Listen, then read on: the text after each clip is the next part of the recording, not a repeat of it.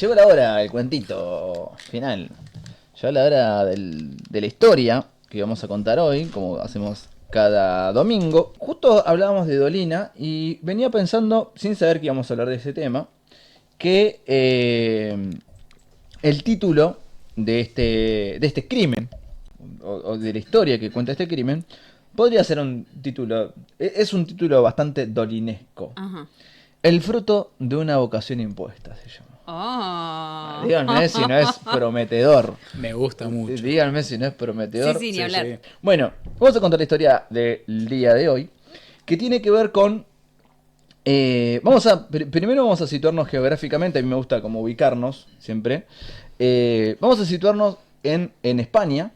El desenlace final de la historia es en el año de 1888. Pero vamos a ir a unos años antes, a un pueblito rural en España, el cual no sabemos el nombre porque es una historia que tiene muy pocos datos, sobre todo de su inicio. Pero vamos a conocer a un pequeño niño llamado Pedro Nolasco de apellido, ¿sí? Pedro Nolasco. Un niño criado en el seno de una familia extremadamente católica, muy creyente. Sobre todo su padre, que tenía una forma de práctica religiosa bastante extrema, si se quiere. Ustedes ven que todas las religiones tienen los creyentes, o sea, la línea normal, si se quiere, por decirlo de una forma. Y después siempre hay gente que se va un poco al extremo. Los ortodoxos. Los ortodoxos. Este se pasaba un poquito de ortodoxo incluso. Claramente un tipo muy violento, ¿sí? Muy castigador, muy represor.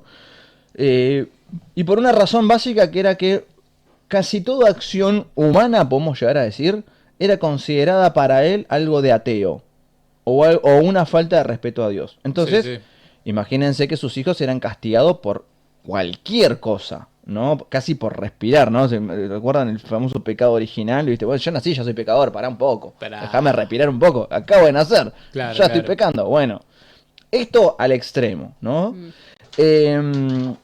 Muy, muy, muy creyente. Una madre claramente reprimida y golpeada por este hombre. El futuro que él veía para sus hijos no era otro que aquel que tenía una relación con la religión. Por lo tanto, él pensaba que todos sus hijos iban a ser sacerdotes y que todas sus hijas serían monjas, ¿no? Un tipo que se confesaba 2 veces por semana, imagínense. Esta condición extrema, si se quiere, de práctica extrema del catolicismo, llevaba a que claramente sus hijos no podían tener otros intereses que no sean los religiosos. Por lo tanto, cualquier disfrute, cualquier situación de placer era justamente un castigo. Y el que se llevaba todos los enojos, por decirlo de alguna forma, era Pedro Nolasco, el más chico. ¿Por qué? Porque él era bastante aficionado al juego, a la aventura, incluso a los libros de aventura que podía conseguir cada tanto por algún... Al juego en tanto juego de niños. El juego de niños, no salir viste, salir a jugar con los amiguitos, correr por el campo y todo eso para el padre era pecado. Claro. Entonces vivía castigado el pibe. Incluso a él le interesaban mucho los animales y conseguía libros de zoología que también eran castigados por el padre porque zoología era mal visto, ¿no? Porque los animales lo creó Dios y no había otra discusión, no había que investigar nada. Y para colmo a este pibe le interesaba la medicina, ¿no? Aumentaban los problemas. Entonces el pibe era más castigado porque el pibe quería ser médico. Entonces, imagínense ser médico en aquel momento. Claro. El tipo quería ser médico y el padre le decía, no, tipo, eso es de ateo, ¿no? Y castigo. Era pecado ser médico. Para el tipo era pecado ser médico, ¿no? Porque era algo... Que cura a una persona y no exactamente. Dios. Cuando empieza a crecer, a los 7 años, para que se una idea, a los 7 años Pedro Nolasco ya estaba trabajando como indicaba su vida, ya a los 7 años estaba trabajando como pastor, ¿no? Como pastor, no como pastor evangélico. Como monaguillo. No, como pastor de ovejas, en el campo. Pastor literal, sí. Exactamente, lo más literal posible. Entonces, su trabajo básicamente era ir al campo con las ovejas y demás, llegar a su casa y leer la Biblia. A los 14 años, él desde los 7 años empieza a trabajar, a los 14 años tiene su primera aventura sexual. Con una pastorcita de ahí del pueblo. Ese cambio de actitud, imagínense en un pibe de 14 años que acaba de tener su debut sexual en ese momento, esa época, con el desconocimiento que había de todo eso y en el seno de la familia en que se había creado, era un cambio rotundo en su actitud, en su visión del mundo. Claro. Y obviamente esto fue percibido del padre por el padre de acá a El la padre China. se dio cuenta. Se dice dio acá. cuenta claramente que había pasado en la vida de él, que no era algo... Y el tipo empieza a hurgar un poco y claro, se entera. Dice, ya me parecía que había tenido algo ahí, rumoreaban algo de que había tenido algo con una vecina. Entonces dijo, bueno, esto es claramente una señal de que él ya no puede vivir acá. ¿No? ¿Qué tiene que hacer? Ya tienen que empezar con sus estudios religiosos. Porque si no, se va a descarriar. Claro. Claramente, si ya a los 14 años empieza a tener sexo, imagínense lo que puede ser más a futuro, ¿no? Lo manda a el seminario para que empiece a estudiar la carrera de cura. Él ya tenía un hermano cura que murió de tuberculosis. Y también tenía una hermana monja. Y tenía un montón de hermanos, dicen que entre 5 y 6 hermanos que tenía en el medio que habían muerto entre los 8 y 10 años. Murieron todos esos. Hubo 6 hermanos que murieron. Sí. ¿No?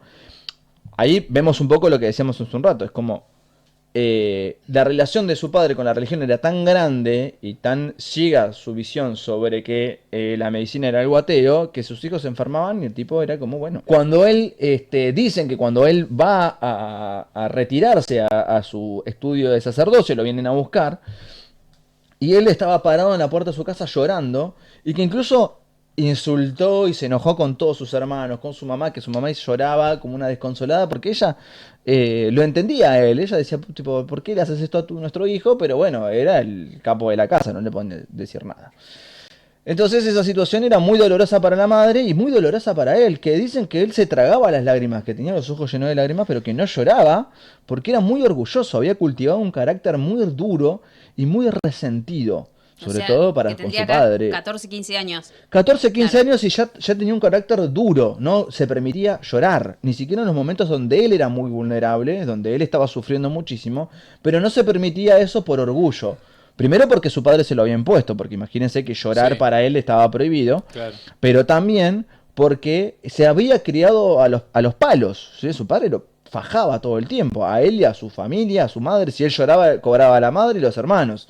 Entonces había algo muy duro y muy rígido, y él tenía un resentimiento muy grande con la vida en general.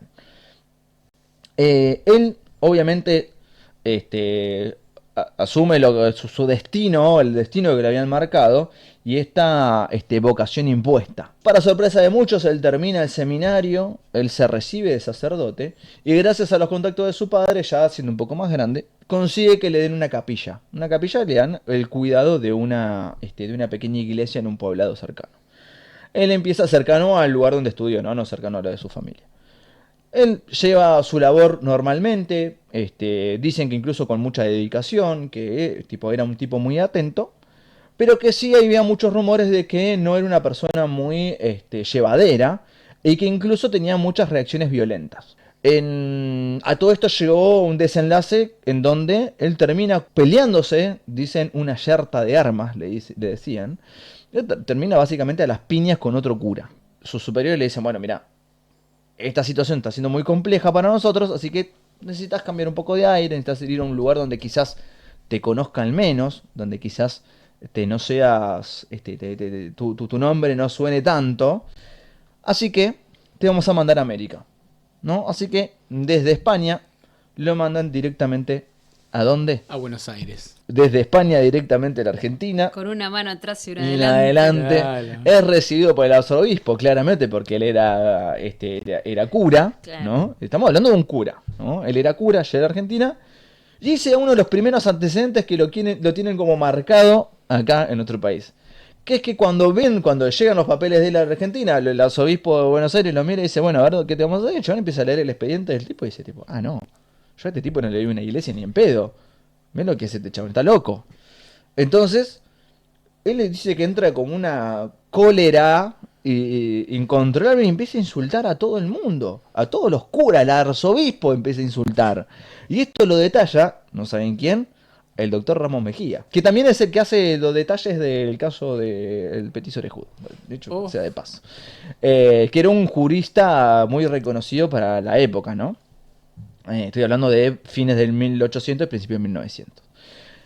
¿Qué pasa? Él hace todo este escándalo, se enoja, se pelea con todos, entonces los de la congregación dicen, no, Tipo, yo a este tipo no le doy nada. Entonces se negaron a darle una capilla.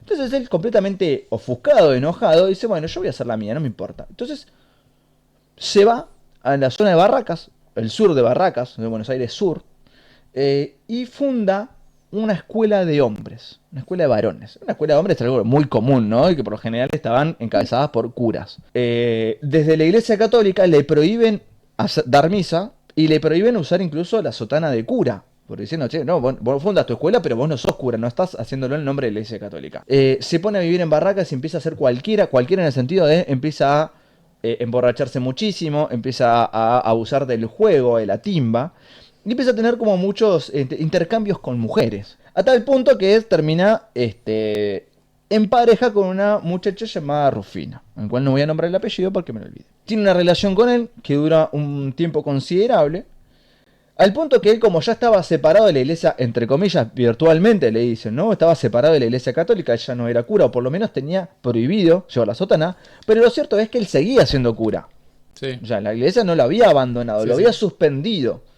Pero él dice, bueno, hace lo suyo. Entonces se mete en una especie de iglesia protestante, en la cual lo permiten casarse con Rufina. Ajá. Él se casa con Rufina, después se pelea con la gente de esa iglesia, se suma a otra iglesia donde reafirma su casamiento con Rufina, y en ese quilombo tiene un problema de salud muy grande, que tenía una especie de reumatismo muy grande que lo dejó en cama. Y hay un episodio muy confuso en ese momento en donde un tal Boedo, de apellido, un cura, lo ayuda a salir de esa situación, que este tipo Boedo había fundado una especie de congregación de curas expulsados por la Iglesia Católica, que se juntaban entre ellos y como daban misa, pero extraoficial, si se quiere, ¿no? Lo cierto es que con este cura Boedo se dio algo medio confuso porque lo intentó envenenar. Claro, en un momento, esta situación, cuando se empieza a extender en el tiempo, Pedro se empieza a dar cuenta que ya no contaba con un respaldo muy importante, porque él era cura y por lo tanto era sostenido económicamente por la Iglesia Católica. Estaba con estos curas disidentes, si se quiere, pero que no tenían ningún respaldo económico. O sea, Claro. estaba en bolas, casado con una mujer a la cual había dejado embarazada. El tipo dice, bueno, estoy en pelota de la vida, ¿qué hago?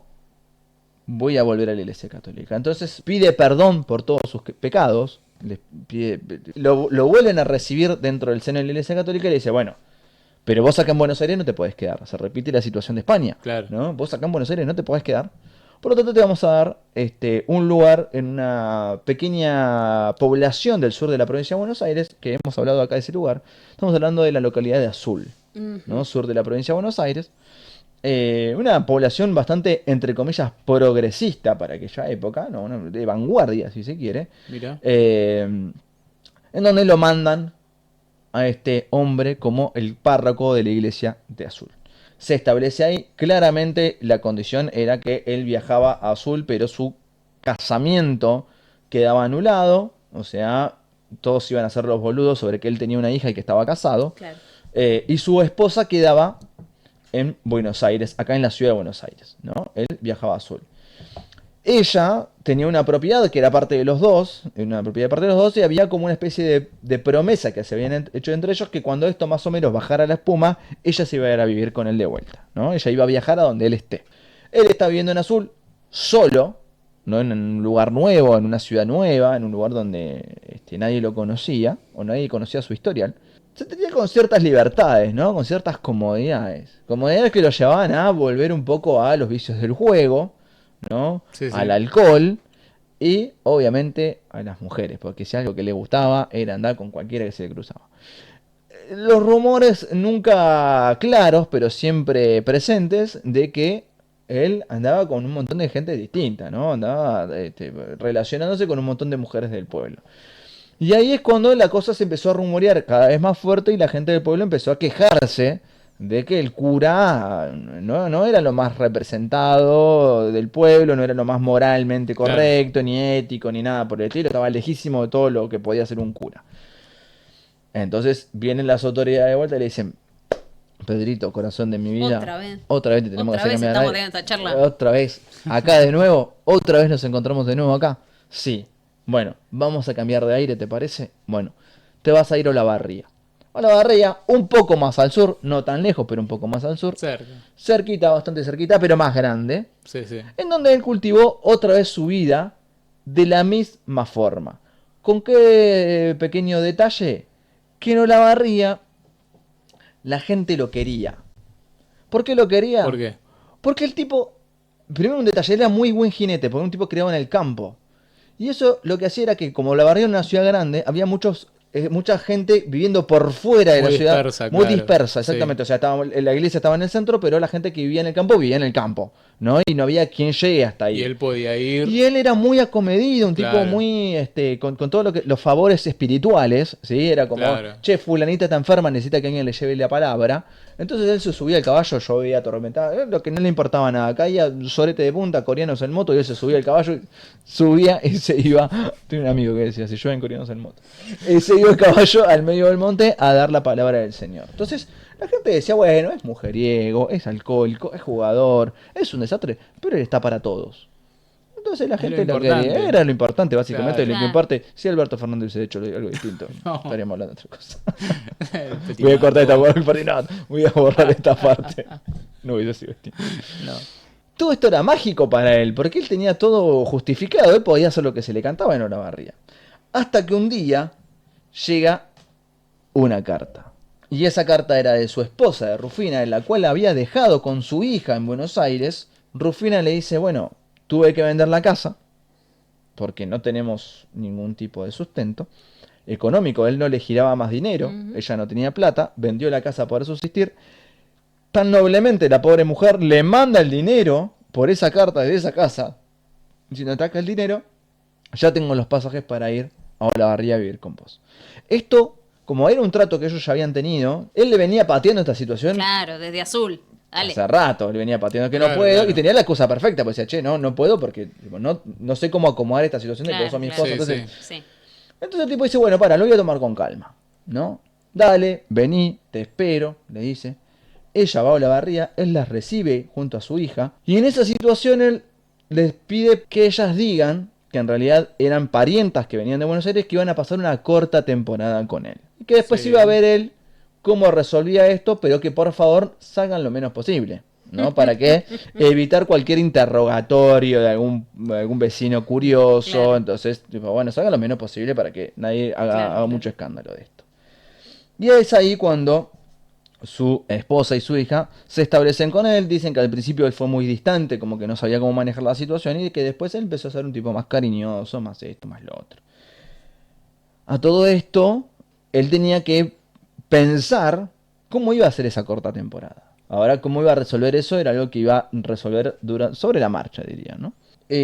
Su esposa en un momento tiene un fuerte ataque de asma, que era una enfermedad que tenía hacía mucho tiempo, que hoy lo vemos como algo común, pero en ese momento era algo muy difícil de sobrellevar, porque no había muchas formas de No había asistir. explicación No, para- claro, no había claro. forma de asistir a la persona. Claro, claro, entiendo. Entonces ella tiene un fuerte ataque de asma, y él intenta ayudarla, pero a su vez ve una gran oportunidad en eso. Porque dice, bueno, voy a buscar la forma de curarla. Le empieza a dar unas tostadas, ¿no? Con manteca, lo cual ella probaba y decía, para alimentarse, dice, che, comé porque tenés que estar fuerte, porque tenés que tipo, sobrellevar esta enfermedad y demás. Y ella las comía y le decía, tipo, este está un poco amargo. Está más amarga la tostada. Y decía, bueno, pasa que tienen un remedio que va a hacer que vos tienen como vitaminas, van a hacer que vos te pongas fuerte. Pero está amargo todo esto. ¿Qué era? Tenía arsénico, Uf. la tostada. O sea, algo bueno no era. No, digamos. prácticamente Sabíamos que no, claro. algo bueno no era. La La historia palabra- tenía que ser turbia. O sea, La palabra arsénico dice algo, ¿no? En el Y- medio de la tostada. Él empieza a alimentar a su esposa a arsénico con manteca, ¿no? Una tostada como hacemos Típico. tostada con manteca y azúcar, pero era tostada con manteca y arsénico. Ella empieza a ingerirlo, pero él en un desconocimiento fuerte de la química no sabía cuál era la dosis. A él, al no saber la dosis de arsénico que le tenía que dar a su esposa para liquidarla literalmente, le empezó a dar dosis muy bajas. Entonces lo que produjo en ella fue más una situación de delirio, intoxicación, claro, claro. que le produjo delirios, y no la muerte inmediata. Se encontró con una persona a los gritos en una habitación, en la habitación obviamente que estaba junto a la iglesia. En esa desesperación, Pedro Nolasco toma un martillo y le parte el cráneo. Lo peor de todo es que quien estaba presente en esa situación era su hija, a la cual intentó, claro, a la cual intentó forzadamente darle el arsénico con la tostada, mientras la nena gritaba y lloraba por lo que había hecho él con la madre. Claro. Pero tenía el mismo problema, la dosis era muy chica. Y para una niña quizás era más grande, sí, sí, sí. pero seguía teniendo el bajo efecto. Por lo tanto, a él no le dio, voy a decirlo así, quizás se sienta que estoy humanizando a una persona así, pero no le dio el cuero para matar a martillazos a su hija, así que la dejó agonizando durante 6 horas. Con arsénico. Con arsénico, hasta que la nena muere. Terrible.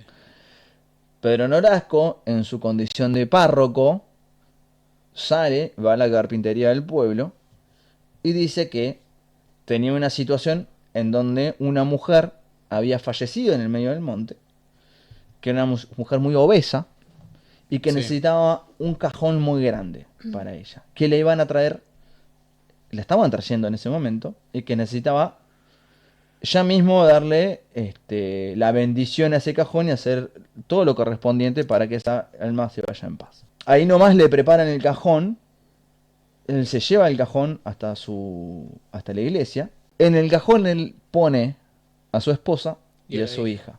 Claro. Cierra el cajón y al día siguiente oficia una misa con todos los integrantes de aquel pueblo, de la barría, en la parroquia del pueblo, dándole la bendición a una señora obesa que había muerto en el medio del campo. Claro. En el medio de toda esta situación, en el medio de la misa, el monaguillo, quien lo ayuda a oficiar la misa, como que veía algo raro en la situación, como que él no entendía, el monaguillo no entendía por qué en la misa no estaba la mujer y la hija que habían venido con el párroco, estas parientas. Claro. De repente le había preguntado y el tipo le dijo que se habían ido, pero se habían ido de un día para el otro. Y lo ve como un tanto desarreglado y nervioso.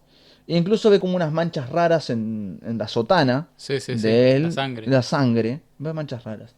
Pero se quedó ahí, el monaguillo, se quedó ahí.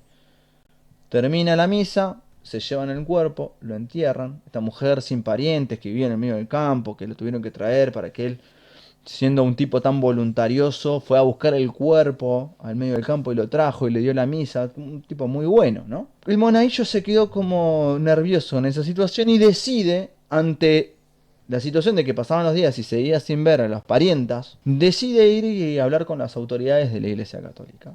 Dice, che, a mí me parece, yo creo que hay algo raro acá. Menos mal. Yo creo que hay algo. Menos mal.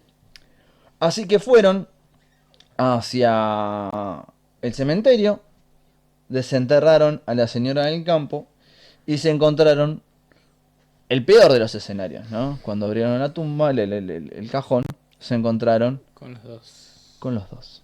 Se encontraron con la mujer y la hija, apretados en el cajón, porque el cajón no era lo suficientemente grande para ellas dos, apretados adentro de ese cajón. Obviamente Pedro Nolasco negó todo esto, diciendo que por alguna situación quizás milagrosa, Dios había convertido a la mujer obesa en su esposa y en su hija. Así estábamos.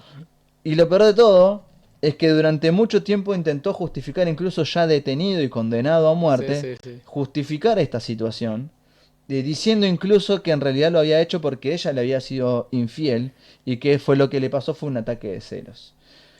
Pedro Nolasco fue cura y párroco. Quizás podemos decir de una manera, como dice el título del libro, ¿no? Que se había equivocado o la condena de haber forzado una vocación. Una vocación que requiere quizás lo más grande de los cariños y no lo tuvo. Lo gracioso de todo esto, que si empezamos a pensar para atrás todo lo que sucedió en esta historia y por qué llegó hasta acá, podemos pensar en su padre, que a los 75 años, cuando murió Pedro Velasco, ni se enteró ni lo que pasó con su hijo, ni lo que su hijo había hecho. Héroes del Silencio, y esto es Malas Intenciones.